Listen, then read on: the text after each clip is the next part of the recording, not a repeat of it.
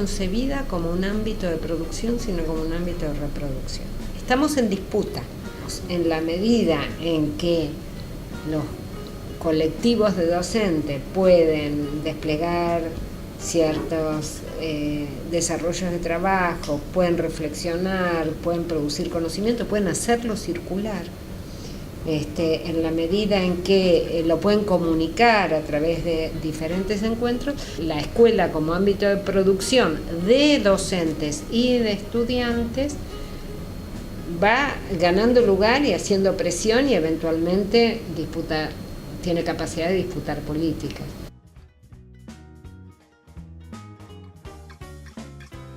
La evaluación está ligada a las decisiones de enseñanza y las decisiones de enseñanza están ligadas a los problemas que un colectivo de docentes, una institución, está reconociendo sobre los alumnos con los que está trabajando, y en ese sentido nosotros no podemos estandarizar, no estamos de acuerdo con estandarizar la evaluación, lo cual no quiere decir, no es lo mismo que objetar la necesidad del Estado de recoger datos respecto al funcionamiento de la enseñanza para tomar decisiones de política pública. Son dos cosas distintas. Es una necesidad del sistema, claro. Esa necesidad del sistema, que es necesidad y obligación del sistema, ¿cómo se diseña para que la evaluación sí pueda recoger las decisiones de enseñanza y se tome una evaluación en función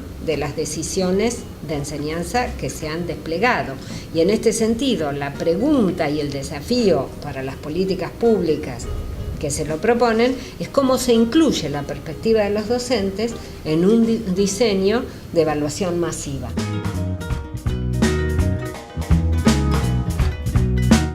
Queremos formar un niño crítico, un joven crítico capaz de abordar los distintos conocimientos con preguntas, con interrogantes, con su propia perspectiva. Queremos formar un recurso humano. Está en disputa hoy muy fuertemente el sentido de la enseñanza y por lo tanto el sentido de la evaluación.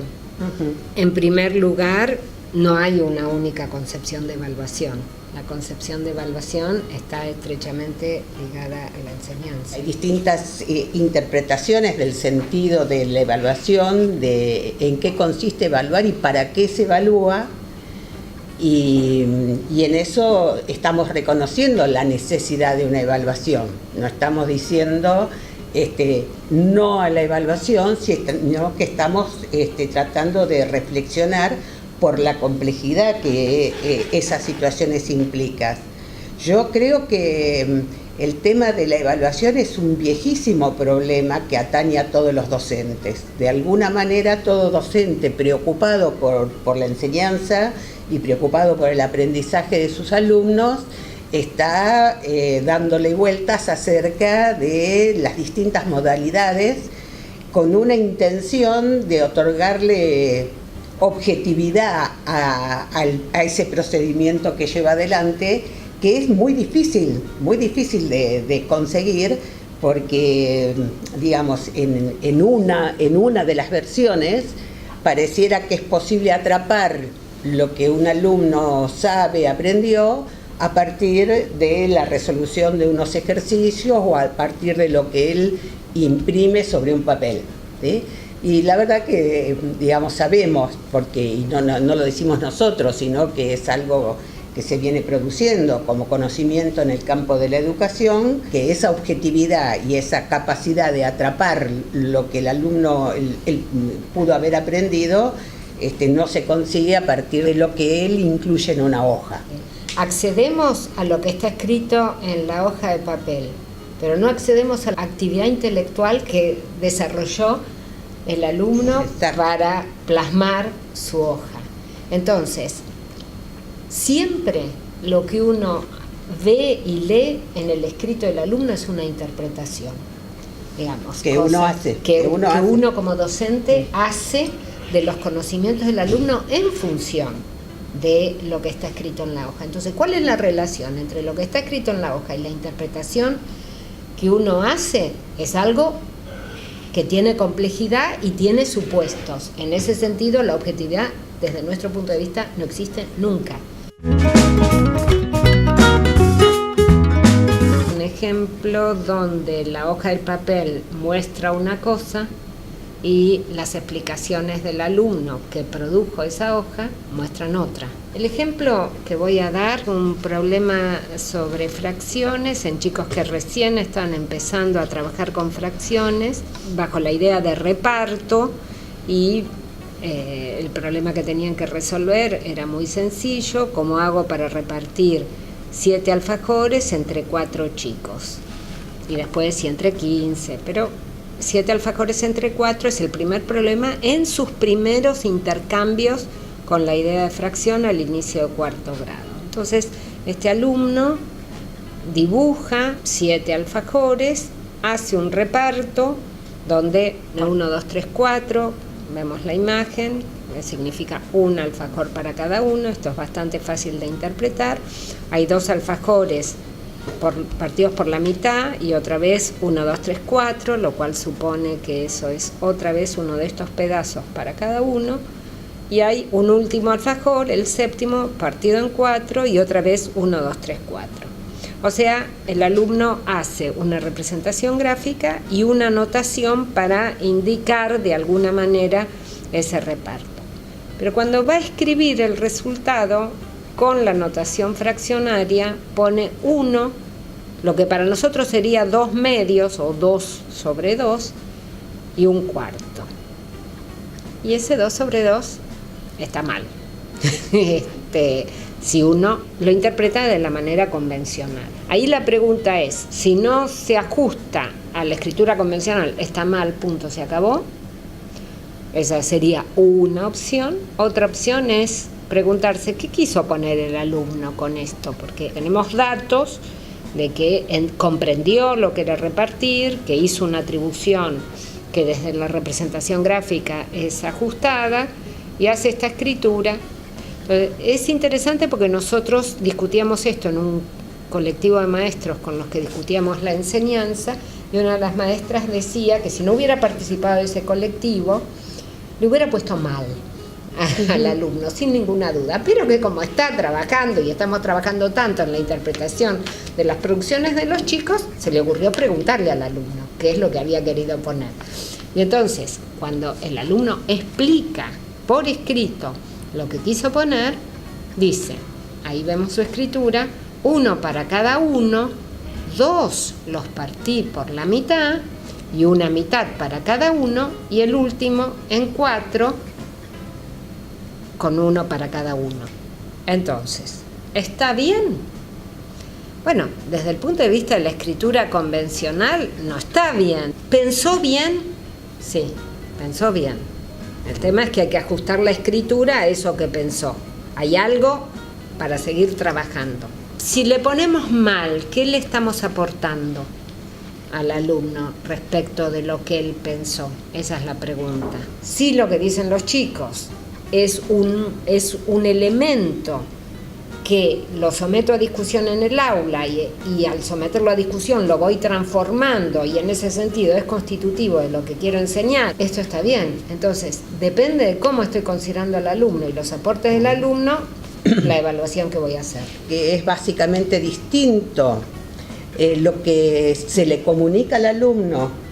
Si uno le dice, bueno, si no sabes la forma convencional, está mal, que si uno le dice, bueno, llegaremos a la forma convencional, pero lo que realmente pesa es toda la actividad intelectual que él hizo para resolver ese ejercicio.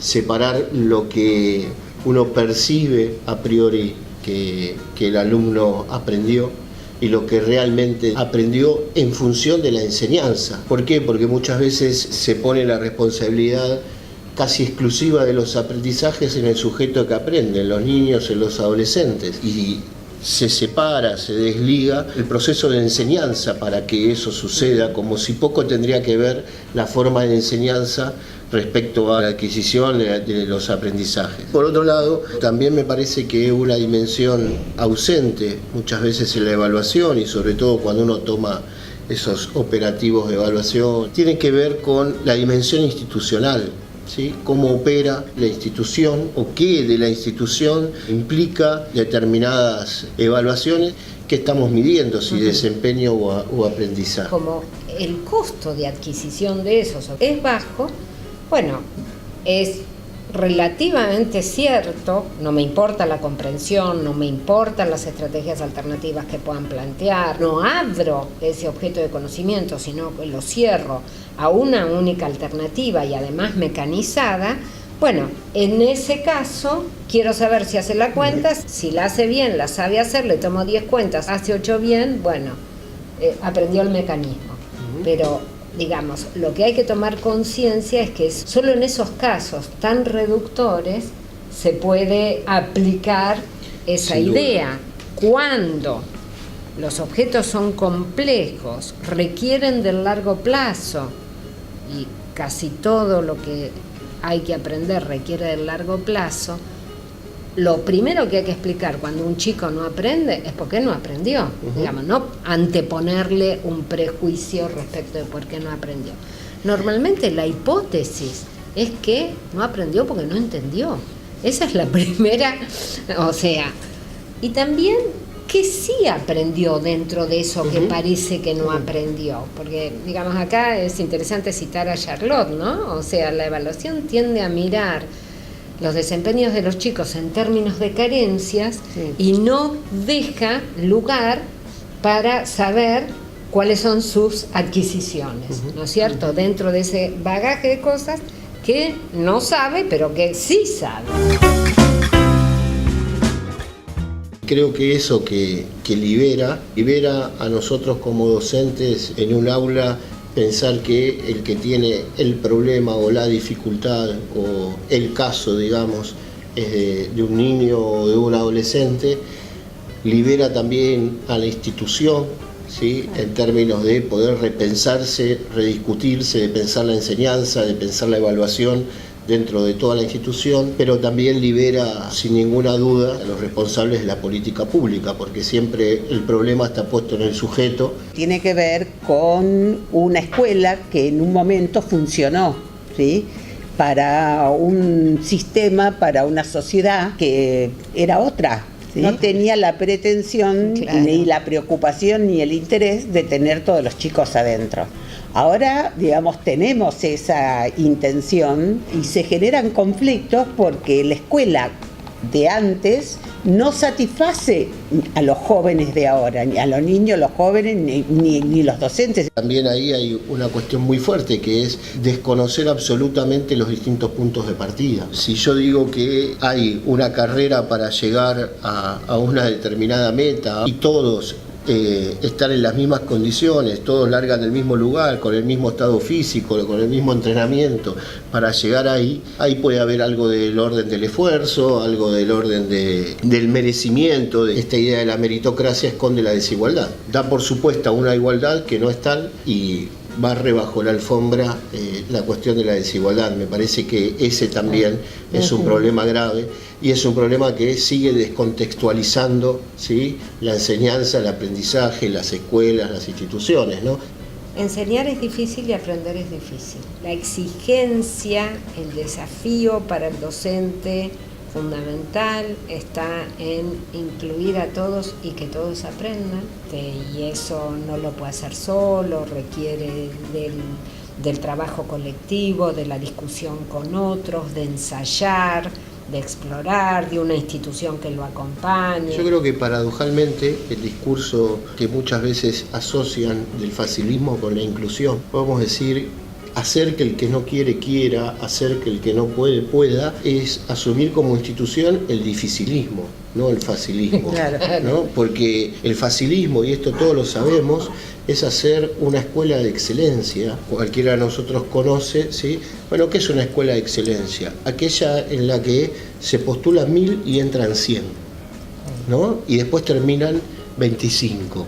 Bueno, esa escuela de excelencia la hace cualquiera. Ahora, cuando uno piensa en que la excelencia es que todos puedan aprender, digo, la tarea se vuelve mucho más compleja. Sí.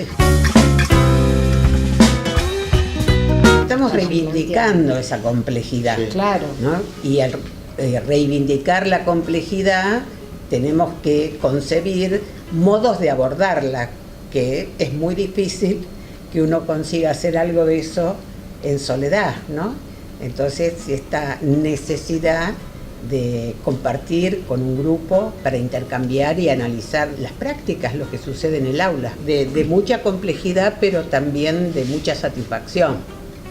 Porque, Sí. digamos, Saliendo al cruce a una división social, histórica, que es que unos prescriben y otros ejecutan. Nosotros objetamos esa división. No hay una única concepción de evaluación.